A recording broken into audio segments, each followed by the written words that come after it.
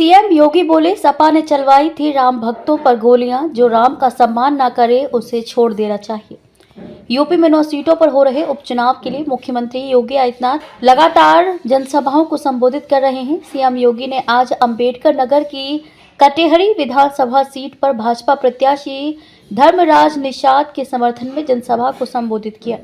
CM योगी ने कहा कि ये नया भारत है, हम किसी को छेड़ते नहीं हैं और जब कोई छेड़ता है तो छोड़ते भी नहीं हैं।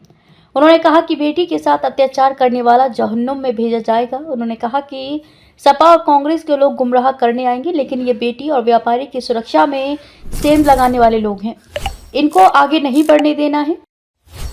मुझे केवल आपसे एक बात कहनी है और वह यह कहनी है कि आपने 10 वर्ष में प्रधानमंत्री मोदी जी के नेतृत्व की एक ऐसी सरकार देखी है जो बिना रुके, बिना डिगे, बिना हटे देश की सुरक्षा के लिए, गरीबों के कल्याण के लिए, विकास के बड़े बड़े कार्यों को आगे बढ़ाने के लिए लगातार कार्य की है। एक और जहां कांग्रेस और समाजवादी पार्टी का जो इंडी गठबंधन है, यह राष्ट्रीय सुरक्षा के साथ खिलवाड़ करता था। मुझे याद है 2014 के पहले जब इन लोगों की सरकारें थी, तो अगर पाकिस्तान कोई आतंकी वारदात को अंजाम देता था, हमारी सीमाओं का अतिक्रमण करता था, अगर हम आवाज उठाते थे तो कांग्रेस के लोग कहते थे, समाजवादी पार्टी के लोग कहते थे कि आवाज मत उठाओ, पाकिस्तान से संबंध खराब हो जाएंगे। यही स्थिति देश के अंदर आतंकवाद की जो धारा 370 को लेकर के थी, कश्मीर में कांग्रेस कहती है कि धारा 370 फिर से लाएंगे। बहनों और भाइयों, धारा 370 का मतलब आतंकवाद की पुनर्वापसी। देश अब आतंकवाद को बर्दाश्त नहीं करेगा, आतंकवाद का खात्मा करके रहेगा। देश के अंदर आतंकवाद, नक्सलवाद पूरी तरह समाप्त होगा। भारत को फिर से विकसित भारत के रूप में स्थापित करने के मोदी जी के अभियान के साथ हम सबको जुड़ के काम करना है।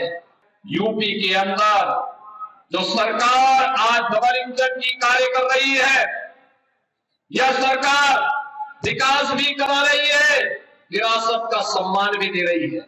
मैं आपसे पूछना चाहता हूं, अयोध्या में जो एक निषाद बेटी के साथ क्या कुछ घटना घटित की थी समाजवादी पार्टी के गुंडों ने, और तब भी समाजवादी पार्टी के नेता और उनके राष्ट्रीय अध्यक्ष उसकी दलील दे रहे थे। बहनों और भाइयों, बेटी तो सबकी होती है।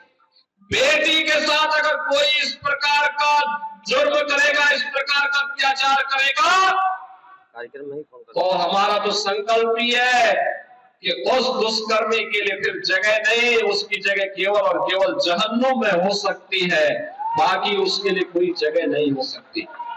और इसीलिए आज मैं आपसे कहने के लिए आया, इस समाजवादी पार्टी, ये कांग्रेस के लोग गुमराह करने के लिए आएंगे, तमाम प्रकार की बातें करेंगे, लेकिन बहनों और भाइयों, ये विरासत को अपमान करने वाले लोग हैं, ये प्रभु राम की परंपरा को अपमानित करने वाले लोग हैं, ये किसानों के साथ, युवाओं के साथ, नौजवानों के साथ अन्याय करने वाले लोग हैं, ये बेटी और व्यापारी की सुरक्षा में सेंध लगाने वाले लोग हैं। इनको अब आगे बढ़ने का अवसर कतई नहीं देना है, नहीं तो ये लोग फिर, इनकी विरासत क्या थी, इनकी विरासत अगर देखना हो तो खान मुबारक ही समाजवादी पार्टी की वास्तविक विरासत है। अतीक अहमद और मुख्तार अंसारी इनकी वास्तविक विरासत है। ये भारत के देवी देवताओं को, भारत के महापुरुषों को सम्मान नहीं देते। डॉक्टर लोहिया तो इसी अंबेडकर नगर की धरती पर पैदा हुए थे, लेकिन आज की समाजवादी पार्टी डॉक्टर लोहिया और आचार्य नरेंद्र देव के मूल्य और सिद्धांतों से भटक चुकी है। और इसीलिए मैं आपका आह्वान करने के लिए आज आया हूं कि बहनों और भाइयों, भारतीय जनता पार्टी ने, एनडीए ने, राजभर पार्टी ने, निषाद पार्टी ने, अपना दल ने अपने प्रत्याशी के रूप में श्री धर्मराज निषाद को आपके बीच में आपका आशीर्वाद प्राप्त करने के लिए इस उपचुनाव में उतारा है।